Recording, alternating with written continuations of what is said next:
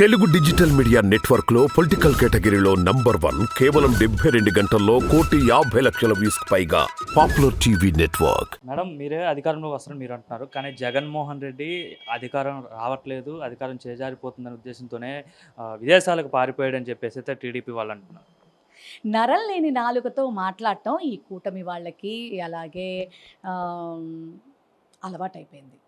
అలాంటే చేతల్లో ప్రజలకి ఏమీ చేయలేనటువంటి చేతకాని దద్దమ్మలు అంతకుమించి ఏం మాట్లాడతారు చెప్పండి. అంతకుమించి నాకు అనడానికి కూడా నాకు మీడియా కాబట్టి నాకు నా యొక్క సంస్కారం అనేది నాకు అడ్డుపడతా ఉంది. నాకు ఏం మాటలు మాట్లాడుతున్నారండి వీళ్ళు? ఏంటి పారిపోయేది అంటే, ఇప్పటి వరకు కష్టపడినటువంటి వ్యక్తి తన యొక్క యుద్ధాన్ని ముగించి బిడ్డలున్నారండి లండన్లో, పిల్లల్ని వెళ్ళి పలకరించుకొని రావడానికి కాస్త సేద తీరడానికి ఆయన టైం కేటాయించుకుంటే జూన్ 1కి మళ్ళీ వచ్చేయబోతున్నాడు. ఎందుకంటే 4వ తారీఖున విజయోత్సవాలు చేసుకోవాలి కాబట్టి ఈ 4 రోజులు ఆయన వెళ్ళినంత మాత్రాన ఏం మాట్లాడుతున్నారండి? సుజనా చౌదరి ఏమన్నా మా పశ్చిమ నియోజకవర్గంలో సుజనా చౌదరి ఏమన్నా ఇక్కడే కూర్చొని ఉన్నాడా చెప్పండి?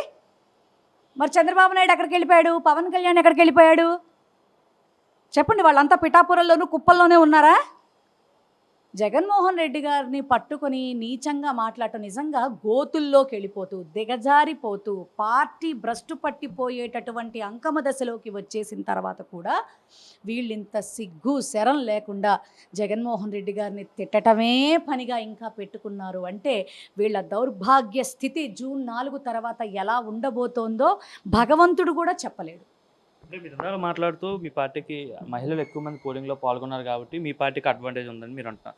కానీ చంద్రబాబు నాయుడు పెట్టిన పథకాలు కూడా అడ్వాంటేజ్గా మారే అవకాశం లేదు. ఎందుకంటే చంద్రబాబు నాయుడు మహిళలకు ఉచిత బస్సు ప్రయాణం కావచ్చు, 3 గ్యాస్ సిలిండర్లు ఇస్తా అని చెప్పడం కావచ్చు, ప్రతి మహిళకి 1,500 ప్రతి నెల 18 ఏళ్ళు దాటిన వాళ్ళకి వేస్తా అన్నారు. ఇవన్నీ కూడా మహిళలకే కదా పనికొచ్చాయి. సో వాళ్ళంతా పథకాలకి అట్రాక్ట్ అయ్యి ఓటు ఎక్కువ మంది వేసి ఉండొచ్చు కదా. అసలు అబద్ధాన్ని నమ్మే పరిస్థితుల్లో ఇప్పుడు ఆడవాళ్ళు అయితే లేరు. ఎందుకంటే 2014 నుంచి 19 వరకు 600 హామీలు ఇచ్చి అందులోనూ పర్టిక్యులర్లీ డ్వాక్రా రుణమాఫీ చేస్తానంటూ కుటుంబాల్ని రోడ్ల మీదకి పడేసినటువంటి ఘనత చంద్రబాబు నాయుడుది. అది ఇప్పటికీ ప్రజలు మర్చిపోవట్లా. సిగ్గు లేకుండా మీరు ఇంకా పిల్లల్ని కనండి అని చెప్పగానే ఆడాళ్ళు ఎట్ట తిడుతున్నారో తెలుసా? నీ మొహానికి నీకొక కొడుకు, నువ్వు మళ్ళీ నీ కొడుకు మళ్ళీ ఇంకొక్కడనే కన్నాడు. పేదవాళ్ళం మేము నువ్వు ఇచ్చేటటువంటి బోడిముండ ఇది 45,000 రూపాయల కోసం మేము ఇప్పుడు మళ్ళీ ఆపరేషన్లు చేయించుకొని నీ ఇదికి కనాలా?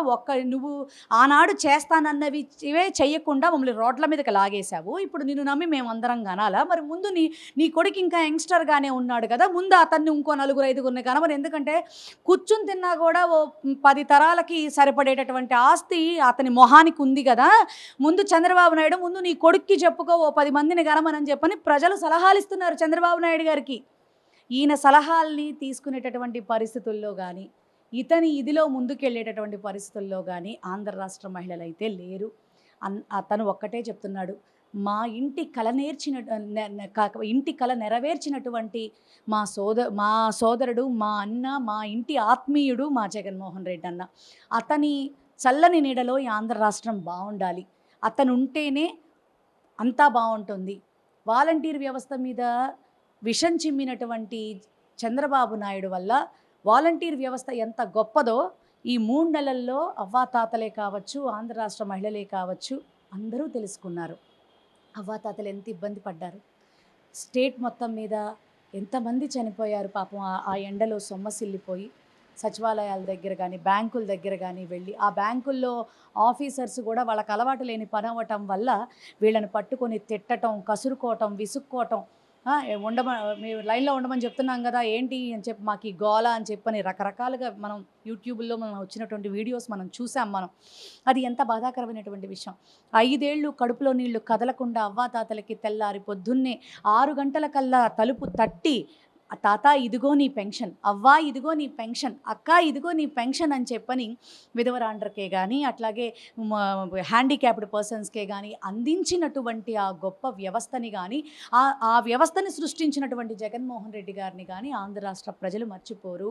రెండోది కరోనా టైంలో అతను ఎంత బాగా ఆంధ్ర రాష్ట్ర ప్రజల్ని సేవ్ చేశాడో, ఎన్ని వందల కోట్ల రూపాయలతో ఇక్కడ ఒక్క రూపాయి కూడా ఖర్చు కాకుండా ప్రజలకి ఎంత మంచి చేశాడో, వ్యాక్సిన్లు వేయించడంలో కానీ ట్రీట్మెంట్లు ఇప్పించడంలో కానీ అసలు ఏ ఇంట్లో ఎవరెవరు ఏ ఏ పరిస్థితుల్లో ఉన్నారో అని చెప్పని. ఎందుకంటే ఆ టైంలో సొంత వాళ్ళు కూడా అసలు సొంత వాళ్ళని ఎందుకమ్మా ఒక భార్య భర్తను పట్టించుకునే పరిస్థితి ఆ రోజుల్లో లేదు, భర్త భార్యను పట్టించుకునే రోజు, తల్లి బిడ్డను పట్టించుకునే రోజు లేదు. కానీ వాలంటీర్లు యుద్ధానికి సంసిద్ధమైనటువంటి సోల్జర్స్ లాగా ఆ రోజున పనిచేయటం జరిగింది.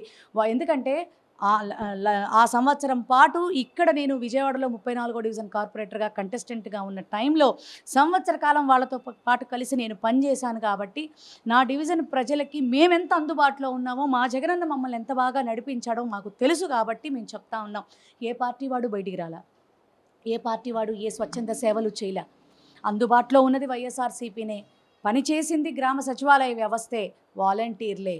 మరి జగన్మోహన్ రెడ్డి గారిని ప్రేమతో ఆశీర్వదించేటటువంటి మనసే కనపడుతోంది తప్ప ఆంధ్ర రాష్ట్రంలో ఆయన్ని విభేదించాలి అనేటటువంటి ఇది పెత్తందారులకే తప్ప పేదవాడికి లేదు.